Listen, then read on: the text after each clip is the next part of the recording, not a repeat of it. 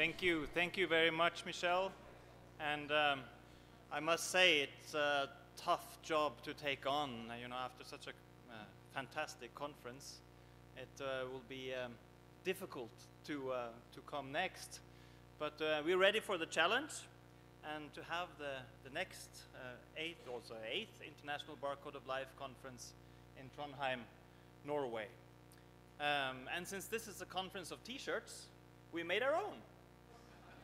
So afterwards, if you have questions about Trondheim, look for people with Norway logo or the conference logo in the back. You can all rise from Norway. You see who you are.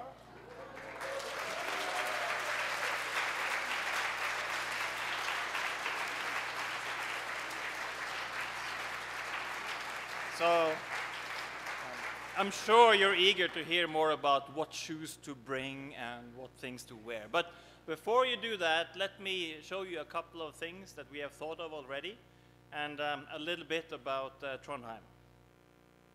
This is where we are now. Google Earth shows us.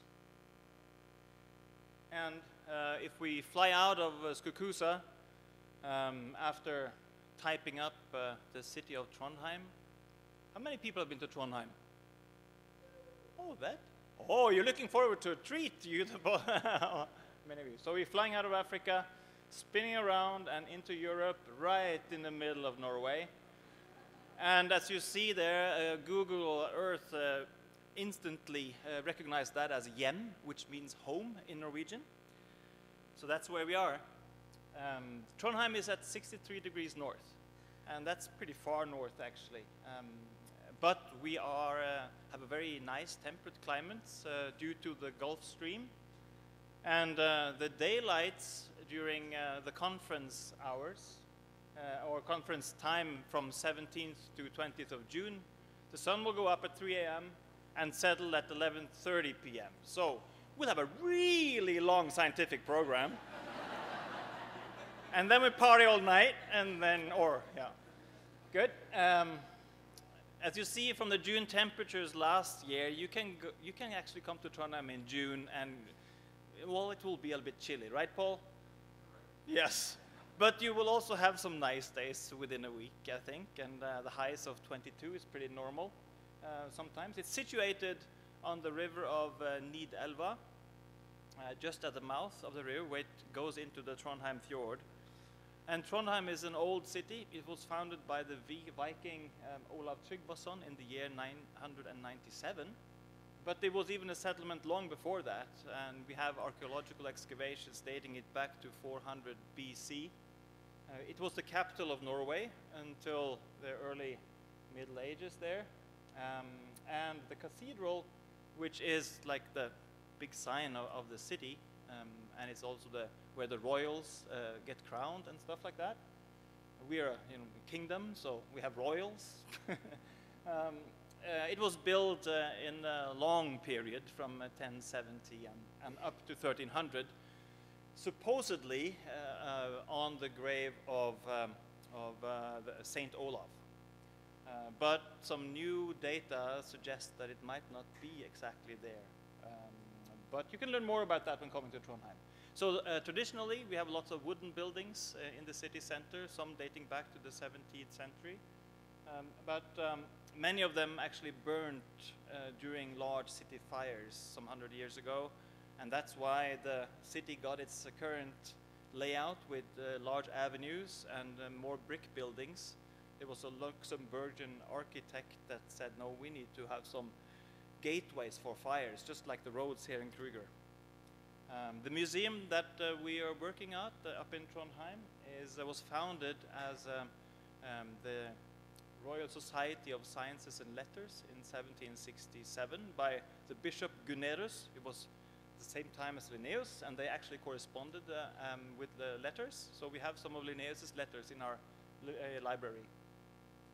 And that's also the very brief history of Trondheim. Today, it is a city of 190,000 inhabitants. It's called the tech capital of Norway. It has a large university that has actually just recently become Norway's largest university after some mergers. And it's also home to the Norwegian Biodiversity Information Center, where Ingrid Salvesen is working, and the Norwegian Environment Agency, which is also a quite large institution, as well as the Norwegian Institute for Nature Research and the Norwegian Veterinary Institute.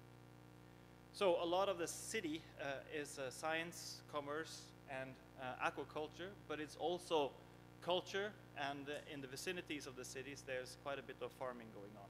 So compared to many other coastal cities in Norway, they have their faces, you know, towards the ocean with fisheries and things like that. Trondheim is actually more inland because it's in the end of the fjord, so it's have traditionally been much more directed towards agriculture.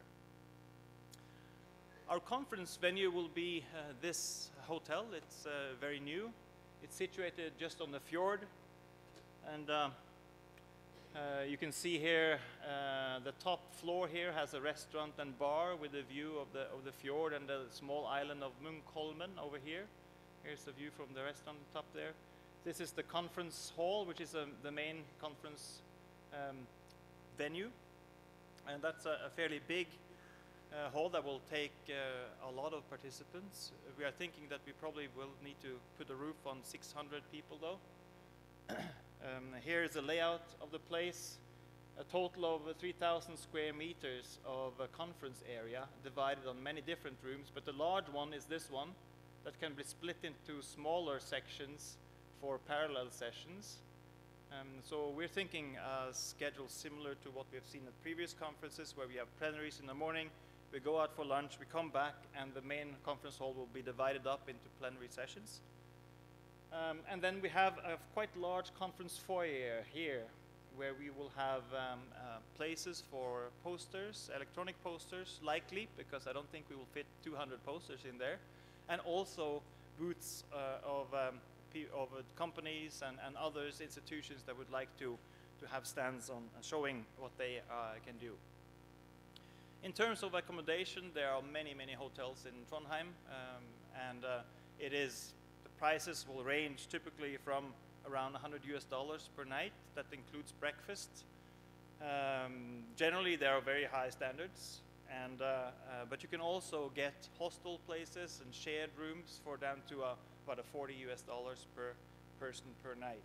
So I think you can even bring a tent and stay at the camping site not too far from town. But you know, there are a wide selection of different accommodation possibilities in Norway and Trondheim, and I think they will find that you suit everyone's needs.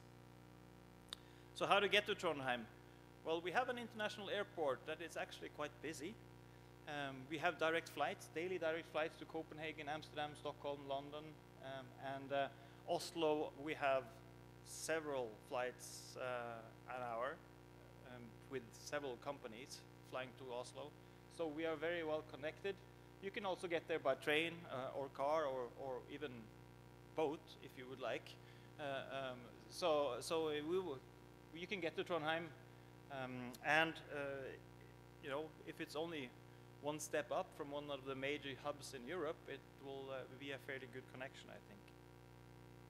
Everyone has heard that Norway is an expensive place to be, and that's true. No surprises there, but I think in terms of hotel prices, for instance, it's very competitive towards European cities. And also we will try to keep the conference fees at the same level as you have experienced here and at the last conference. About 3,500 kroners here for a regular early bird. And for those of you that do not walk around with the feeling of what a Norwegian kroner is in your head, about $445.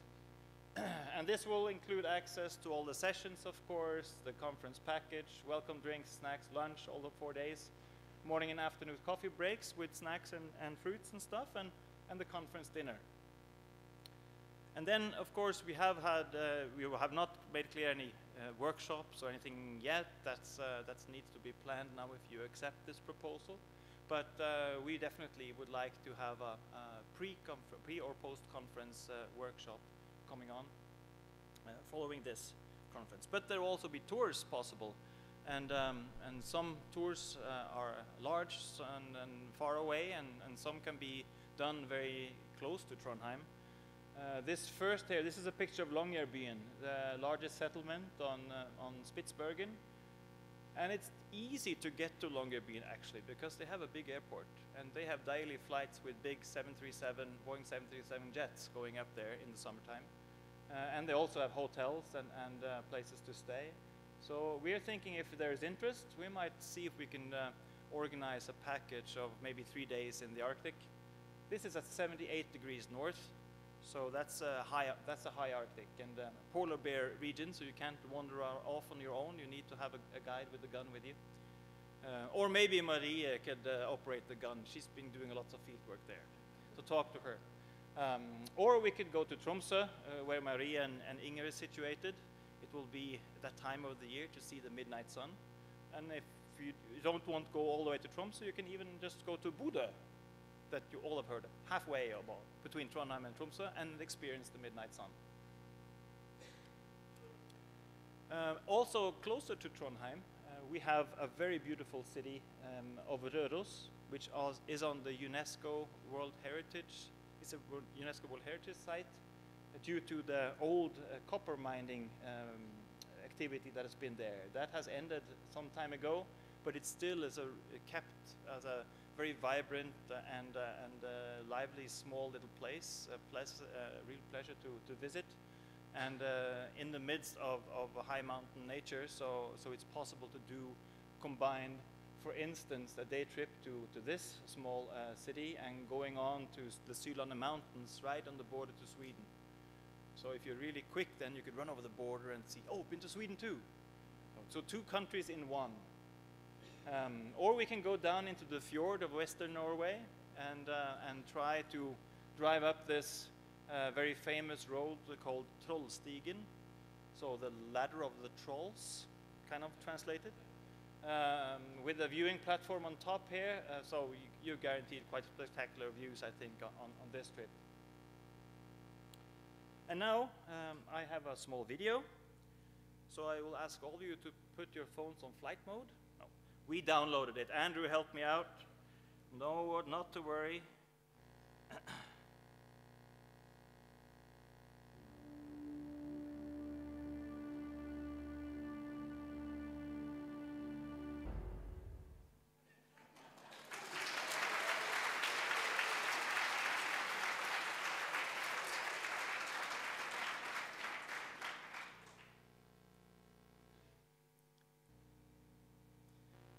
So with those words, I hope you accept our proposal to host the next conference. And with that music, that will be the theme of the next conference. So yes, for those of you that like, all kinds of metal music, it's the scene. No, please ask us any questions that you might have in terms of what to do and what to see when you're in Trondheim. I'm sure that we will find and produce a very interesting scientific program with plenary speakers, as you know, and with rewarding a taste of the local cuisine, perhaps also. So, yes, welcome to Trondheim.